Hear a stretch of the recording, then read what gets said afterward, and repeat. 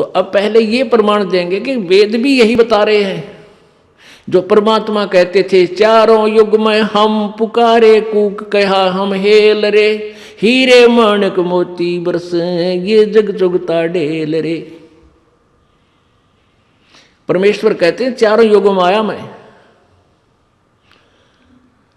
सतयुग में सत्सुकृत नाम से प्रसिद्ध हुए, त्रेता में मुनिंदर नाम से, और द्वापर में करुणामय नाम से, और कलयुग में वही परमात्मा कबीर नाम से प्रकट रहे और प्रसिद्ध होंगे, और यही नाम आखिर तक चलेगा। एक जीवन वो परमात्मा ऐसा लीला करते हैं, उस जीवन लीला जीवन काल में वो अपना पूरा यथार्थ ज्ञान लिपिबद्ध करवा जाते हैं, और वो शक्ति, वो भक्ति और वो चमत्कार, ऐसे सुख उस समय देकर जाते हैं जो भगवान ही दे सकता है और कोई नहीं कर सकता। तो इसलिए परमात्मा आकर के अपना सच्चा ज्ञान बता करके अपने ही विषय में और अपनी समर्थता का प्रमाण देकर जाते हैं लाखों लोगों को। किसी के रोग ठीक हुआ, किसी का व्यापार ठीक हुआ, किसी के संतान नहीं थी संतान हुई, कोढ़ी को काया मिली, अंधे को आंखें दी परमात्मा ने।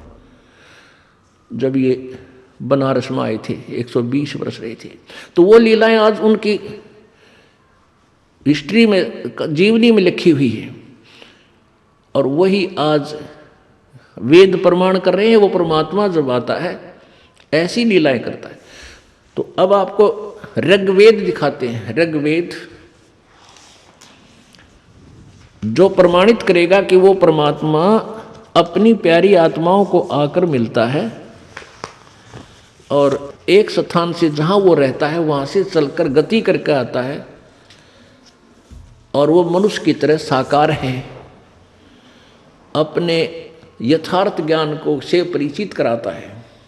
ये देखिएगा पवित्र ऋग्वेद, ये कहाँ से छपा है? प्रकाशक हैं सार्वदेशी कार्य प्रतिनिधि सभा, महर्षि दयानंद भवन, रामलीला मैदान, नई दिल्ली। इनके फ़ोन नंबर ये है। आर्य भाषा भाष्य महर्षि दयानंद सरस्वती कृत।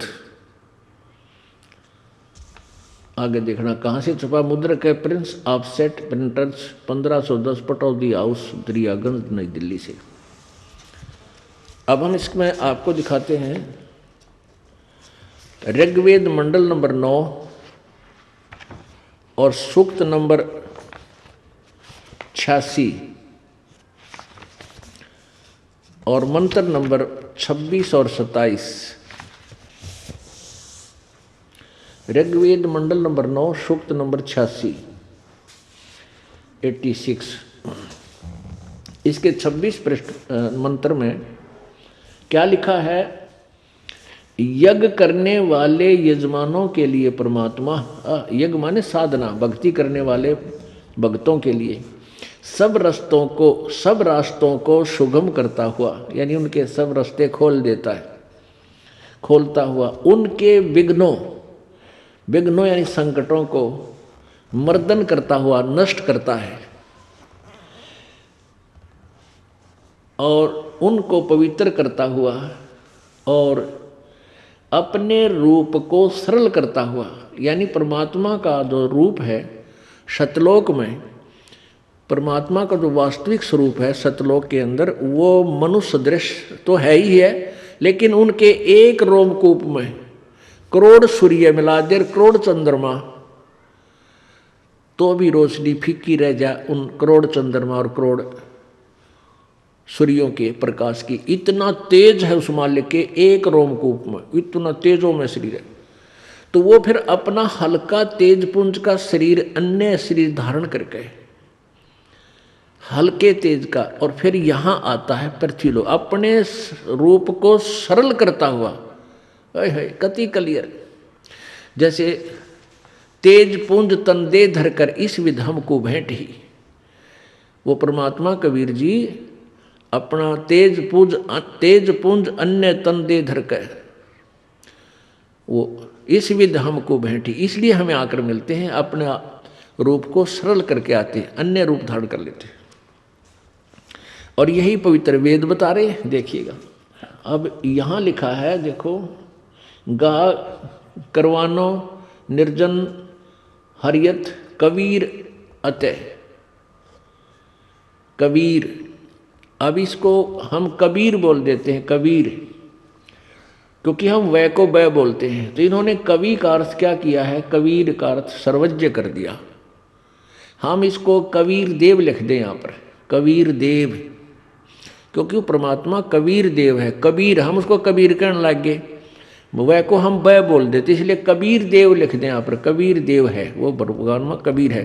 पर हम इसमें अभी ना बढ़ें, लेकिन ये देखें कि इसमें क्या लिखा है कि वो परमात्मा यज्ञ करने वाले यजमानों के लिए परमात्मा सब रास्तों को सुगम करता हुआ है, उसके सारे रास्ते खोल देता है, उनके विघ्नों यानी संकटों को मर्दन करता है और उनको पवित्र करता हुआ और अपने रूप को सरल करता हुआ वह कांतिमान परमात्मा सर्वज्ञ, यह लिखना चाहिए था, वो कबीर देव, वो कबीर देव, कबीर साहब विद्युत के समान क्रीड़ा करता हुआ, यानी वहाँ से चलता हुआ, जैसे बिजली की तरह बिजली की गति से चलता हुआ वर्णीय पुरुषों को प्राप्त होता है, यानी श्रेष्ठ आत्माओं को मिलता है, श्रेष्ठ आत्माओं को मिलता है, प्राप्त होता है या उनके पास आता है। अब यही भगवान कहते हैं, पहुंचूंगा क्षण एक में जन अपने के हेतु, एरना कुछ उदर विदारी या हम ही रावण मारा खेत। कहते हैं पहुंचूंगा क्षण एक क्षण में पहुंच जाता हूं मैं अपने भक्तों के पास। और वही वेद बता रहे हैं कि वो बिजली की गति से अपने श्रेष्ठ आत्माओं को आकर मिल जाता है सेकंड में, यहाँ सेकंड में, वहाँ सेकंड के भी कुछ अंश में।